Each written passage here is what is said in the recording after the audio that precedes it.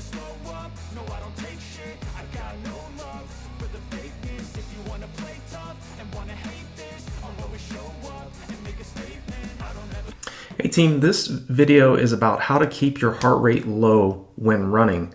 And I think one of the best ways in order to keep your heart rate at lower percentages as you're training, it's more so this happens over time as you adapt to doing aerobic and anaerobic training. Especially the faster you're training, your heart rate will naturally lower. And one of the beautiful things about getting more anaerobically fit as well as aerobically fit is you will see the differences. Like in the very early stages of a buildup, you'll notice running at say zone 1 or zone 2, you're running very relaxed, but your heart rate is still, as you notice, sometimes your heart rate will climb, and you'll notice that your pace is still not very fast. The key thing is when it comes to middle to long distance racing and training and heart rate training and utilizing a heart rate monitor over a long period of time, is one of the greatest things is focus on keeping a log. Okay, if maybe you're on Strava, maybe you're like one of myself or one of my other athletes that I personally work with, utilizing the V.02 platform, where you can actually plug in what you're doing each day and make notes of how your training is going. You'll see the differences over a long period of time as you get more anaerobically fit. Your heart doesn't have to work quite as hard. And one of the great things about using heart rate monitor training and to keep your heart rate lower when you're running is you'll see that as you get fitter, your heart rate will be at the same percentage. Maybe when you're running at say like 130 to 135 beats per minute at the very early first few weeks of a buildup, you'll notice maybe you're running at 830 mile pace, running at 130 to 135 beats per minute.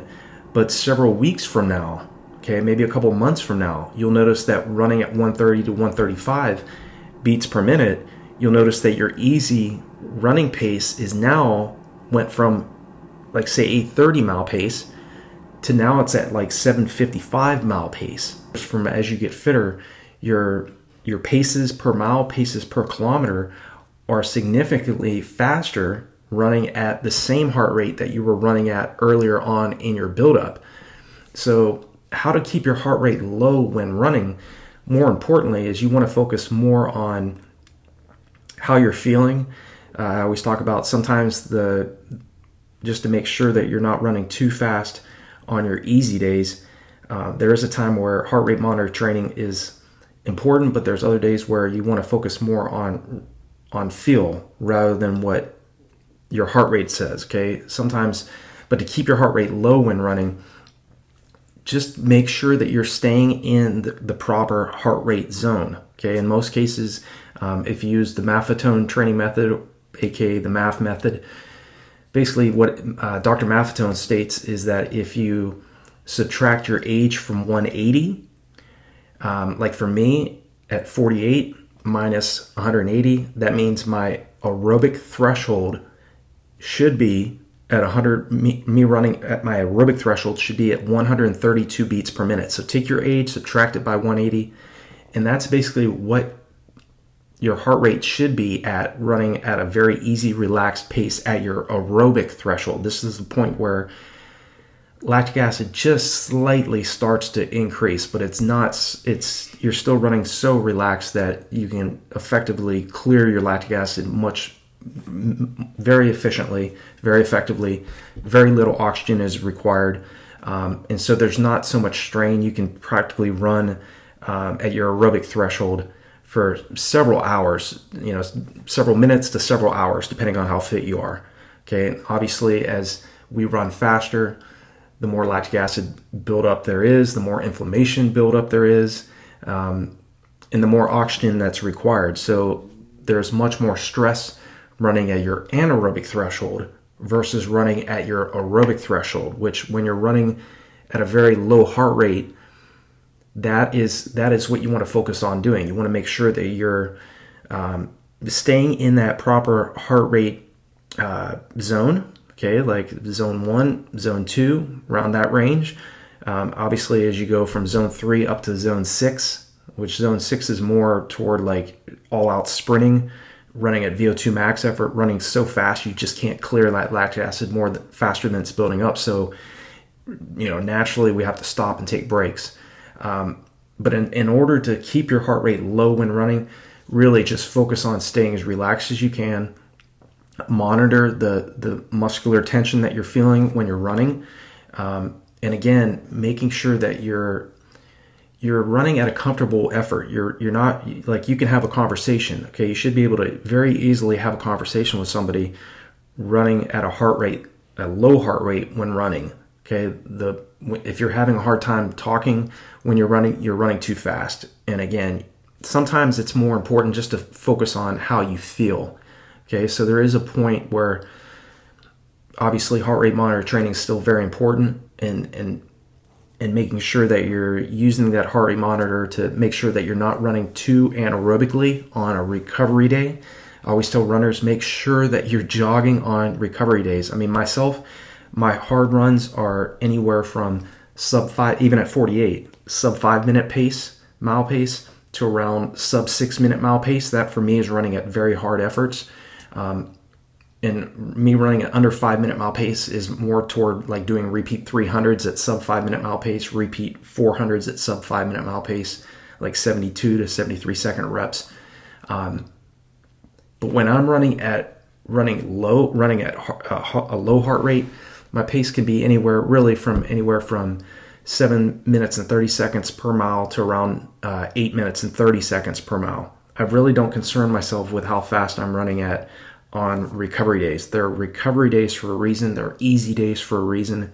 And a lot of times I already know the distance of my course, so I don't focus so much on what pace per mile or pace per kilometer I'm running at on those days, unless I'm wearing my watch. Some days I don't even wear my watch on my recovery days.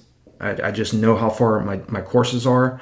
So if I do, say, an 8 miler in the morning and I do another 6 miles in the evening, I'm focusing on time on my feet and putting in the distance, and focusing on feel. Okay, and there's definitely days where you need to focus on feel and not so much focusing on heart rate. What I think in terms of how to keep your heart rate low when running, if you're wearing a heart rate monitor, just make sure that you're not running so fast that, again, you feel like you're running too aggressive. It should be relaxed. It should be very easy. Your heart rate should be in the low 130s to even high 120s, depending on how old you are. I mean, there are occasions where I'm running at the high 120s to low 130s. And that is basically kind of my sweet spot in terms of making sure that I'm not running too anaerobically and too fast, especially on my recovery days, because my hard days are extremely hard. As it should be for you as well. They should challenge you both mentally and physically, on the track, off the track. But on your recovery days, make sure you're jogging so that you can continue to adapt. You're not stressing yourself so much that you feel like you're not getting faster. And there's a lot of different things that you can focus on that can help you to ensure that you're recovering, making sure you're hydrating well, making sure you're getting plenty of sleep, not over analyzing, worrying about, well, I didn't run this as fast as I should have on this particular track workout, or I didn't run as fast as I wanted in this race.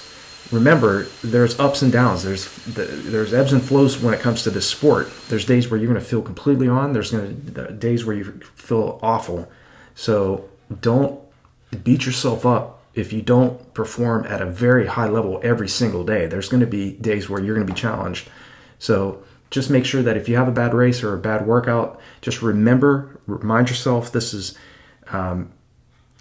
one step closer. I still will get a physiological boost from this particular workout. If the race didn't go the way you wanted, just tell yourself that was a great workout. It wasn't as fast as I wanted in terms of racing, but I still got a physiological benefit from that. I'm going to adapt, and I'm going to be that much stronger several months from now in my next attempt. Okay? So I hope this video in terms of how to keep your heart rate low when running is helpful for you. If you have any other questions, leave me a comment below.